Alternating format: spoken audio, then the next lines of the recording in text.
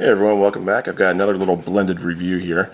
Not long ago I posted a video with some openings of a pre-release box, and I sleeved them up and boxed them up and did a test draw, and this won't be as long. I've got just an intro pack here that I'm going to open up. It's Rakdos. I got Rakdos, well, not black, but I have the red Pro Mat deck protectors here, and a Rakdos deck box from Ultra Pro. So I'm going to go ahead and open up this, take a look at it, open our 2 booster packs, and sleeve up and see if we can get a couple good cards out of here. The Rakdos Revelry is Rakdos is throwing a festival of fire, and it's only in these videos that I realize how dyslexic I really am. And your opponent is invited. With Rakdos Revelry deck, amass your most depraved friends to create a carnival of destruction and then watch your enemies burn. So, black and red. Dragon's Maze. And, I know the Selesnya event deck had a bunch of Innistrad block cards in there. And I think these mostly have M13, if anything, beyond the Ravnica block. So we have our how to play guides and 2 booster packs in here. There will be more information about all your intro packs in this. They only print 1 for all of them, and this is your standard how to play guide. Not a whole lot there if you're not new to Magic. But there is good information in here as far as what's good to take out and keep in, which I never read. So we've got on top here Exava Rakdos Blood Witch, who's a legendary creature, and I believe all these intro packs come with a legendary foil creature on top for Dragon's Maze. I'm not positive about that, but the past few I've looked at too. And she is a 3/3 for 4. First strike, haste, and unleash with a 1/1 counter. And each other creature you control with 1+1/+1 counter has haste. Cool start. So your Grim Roustabout is a Ravnica card. 1/1 for 2, unleash, regenerate. A little expensive to regenerate, but with the unleash cost, you're at least getting a 2/2 for 2. Neither here nor there. There's only one of them in here. Gutter's Skull is just a 2/2 for 2. 3 of those. Riot Piker. 2/1 for 2, first strike, and he attacks every turn. 3. And you see the number 3 a lot, and they may not have 4 of something, only have 3. And I don't know if that's just not to bore someone, but I've actually gone through and to get everything I want in a deck, only put 3 instead of a full play set. There's a whole 60 card limit, or 60 card,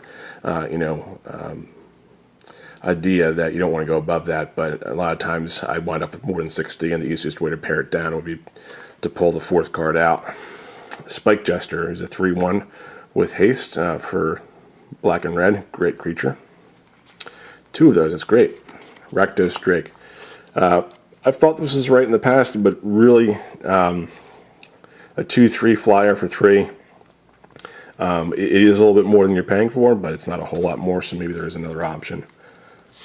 Gutter Snipe. 2/2 for 3. And whenever you cast an instant or sorcery spell, this card deals 2 damage to each opponent. Cool card, and definitely playable in a deck that is a commander deck. Damage all your opponents. Slum Reaper. That's whenever you cast, so it's not when this card deals damage, obviously. Slum Reaper is a 4/2 for 4. Spidery looking dude. And whenever he enters the battlefield, each player sacrifices a creature.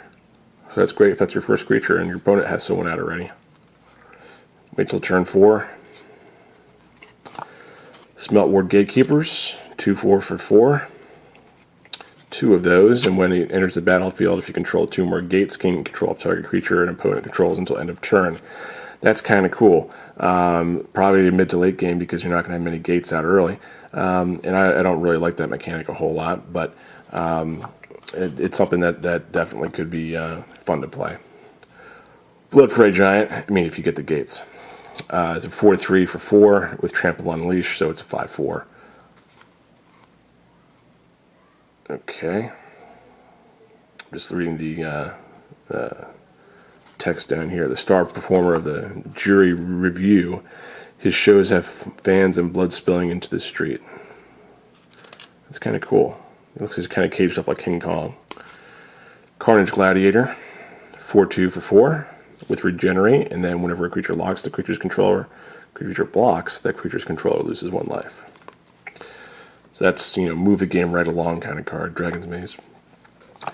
Spawn of the Rix Madae. Rakdos. And it was really cool is how they changed the Rakdos logo in this block, because it had been a little more goofy looking, kind of not as symmetrical, but definitely is cool now. Back when Return to Ravnica was released. I don't think it was updated prior to that post-original City of Guilds block. 5/3 for 4 with Unleash. So a lot of Unleash here. Minotaur Aggressor. 6/2. First strike, haste for 7. I'd like to slap that down on your opponent in your 8th turn. Just after you do a board wipe. And then your guild gates. We get 4 of those in here. So that's really cool. So your gate mechanic does come into play because you do have the 4 Rakdos.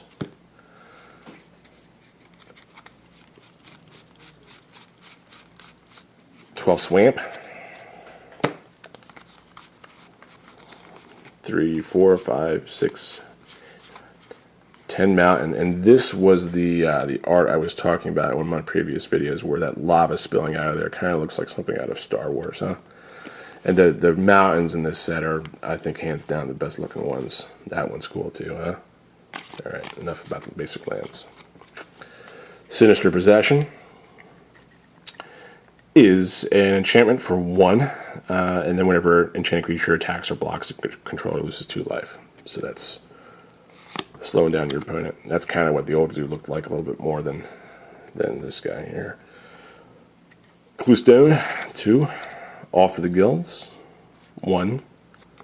Punish thy enemy. I'm going to call him that. 6 damage. So cool. I know I took him out of one of my other decks just because it was 5 to do that, and it's contingent on having 2 targets available to you. But yeah, my final determination on that is essentially that anytime you're going to have 6 mana to cast, your opponent's going to have a creature out, and you're going to be able to damage him. Havoc Festival, a rare, which I don't think there was one rare creature in there beyond the clan leader, guild champion. Yeah. Havoc Festival. Players can't gain life. At the beginning of each player's upkeep, the player loses half his or her life rounded up. Morgue Burst. Sorcery card. There's 2 of these, and you get a Toil and Trouble on the back here, which we know that is a sorcery for 3. And a little misprint there at the top, looks like. And I found some pretty junky looking cards in Dragon's Maze. A lot of blemishes on them. Maybe the QC wasn't up to where it usually is. So this sorcery for the Morgue Burst returns target creature card from your graveyard to your hand, and then deals a damage to target creature or player equal to the power of the card's card returned this way. So unless you have a large native creature that's just big on its own without having anything on top of it, because it's not going to be there when you bring it back, you're not going to do a whole lot of damage that way. So let's jump into the booster packs. Ooh, this one's tricky to open. Alright. Smeltwar Gatekeepers, playable here. Armor Wolf Rider, selecting a card, is a Cluestone Rolled-Out Macaw, Gruul card. Hired Torturer, it's a 2/3 defender. I'm not a big fan of defenders, but maybe we could sneak him in here. Drown in Filth, Golgari, Wind Drake. Fatal Fumes, Weapon Surge, not Azorius, excuse me, it's a Izzet card. Woodlock Crawler is our first uncommon. It's a Forest Walk protection from green, 2/1 creature, 4/2. Goblin Test Pilot, I'm a fan of this card. Not playable here. And then Down and Dirty, it's a Golgari card. And then our rare, Spec and call. So Simic Azorius, hybrid card here. I think you all know what this is. It's a sorcery that whenever a creature card enters the battlefield this turn, you may draw a card. And then call portion says put 4 1/1 white bird creature tokens with flying onto the battlefield. So great. It's just going to cost you to do it all. And we have foil, Mutant's Prey, and a Simic Guildgate and a bird token. So out of here, I think we're going to just put in potentially, we got Fatal Fumes there. Your Weapon Surge is actually playable, so I'll think about it. I'll let you know if I actually do that. Possible. Also possible. Not really with the theme there, but alright, that's it. So that's what we can put into our Rakdos deck from the first booster pack. And the second booster pack. Again, a little tricky to open.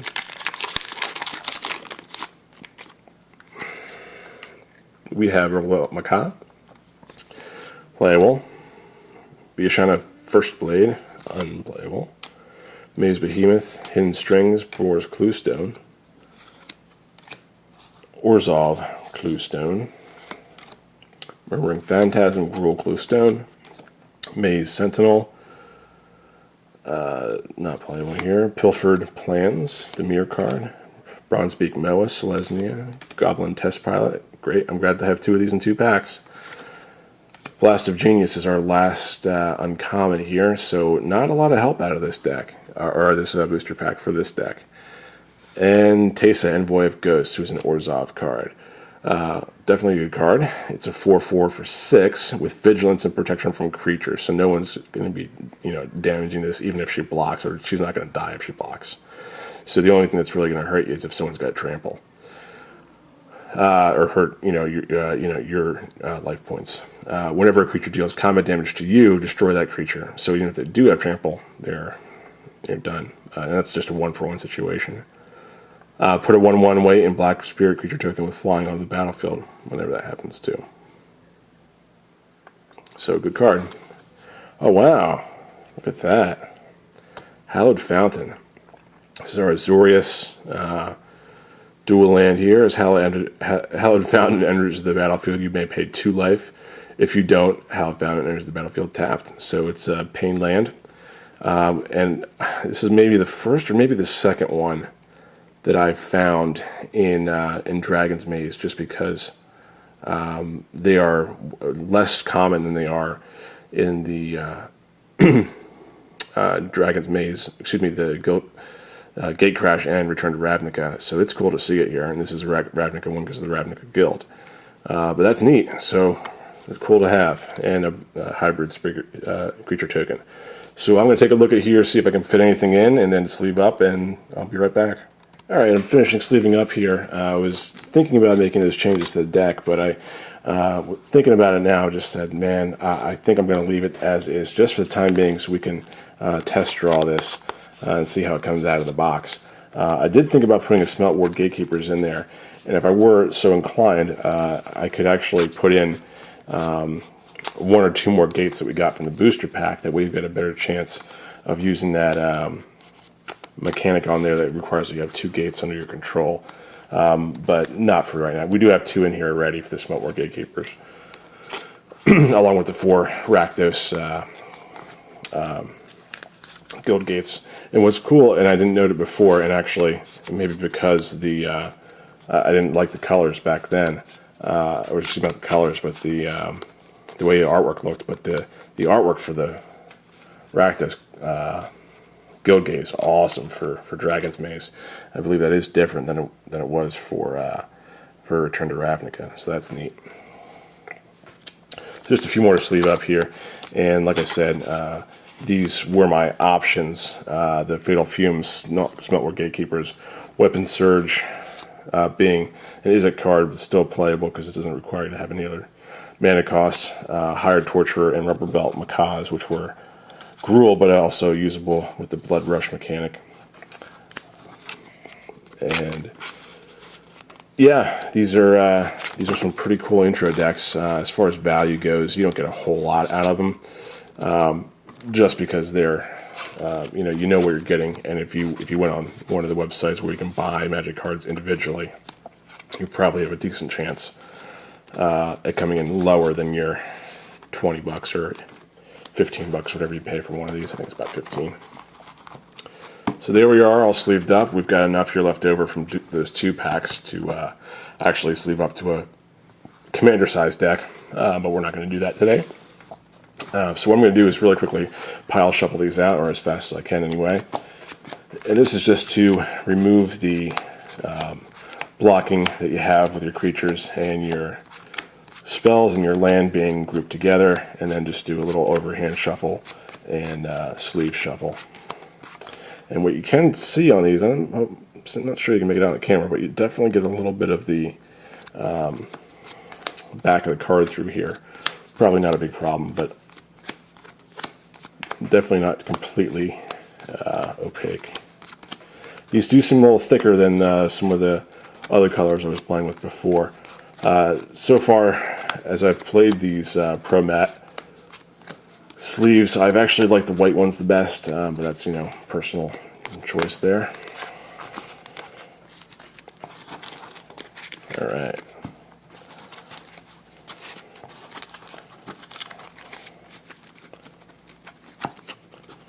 And these actually have a little bit of a pink tone to them. Not, a little, definitely red, but not as much like a blood red, more of a pastel red, I guess you could call it. But not vibrant and, softer, like I said, pastel tone. A soft color. Okay, that should be enough. Just going to draw it through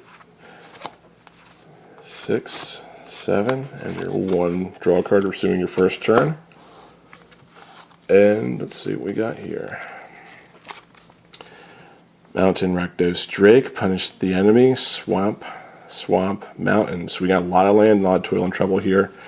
I don't think I'd redraw. I mean, we've got, you're not completely, with your land, you get 3 cards, your Rakdos, Drake, which you can play turn 3, and your 2/2 sorcery. And the funny thing with the way they position these little emblems here, they used to have them over in the left corner, and they changed them for some reason, and I really don't know what that is, but the fuse cards definitely get cut off a little bit here, so it would have been nicer if it was up there or over there. So Toil and Trouble, target player draws 2 cards and loses 2 life. And you have your kind of accompanying effect here, where Trouble deals damage to target player equal to the number of cards in that player's hand. So turn 3, you got a couple options here. You can actually just play the Trouble and screw the Toil to make them lose 7 life right off the bat on turn 3, because you have a land for it. So this, I would probably keep, just because you don't have a whole lot of plays your first 2 turns, obviously.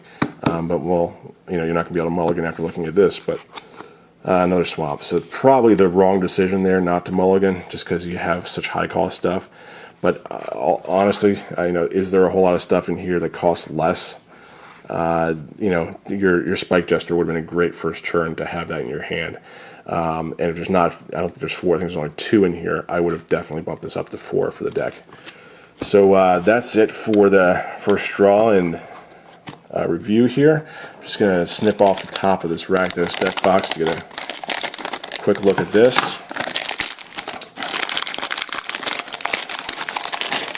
And this one does have the divider inside for your sideboard. So some nice artwork here.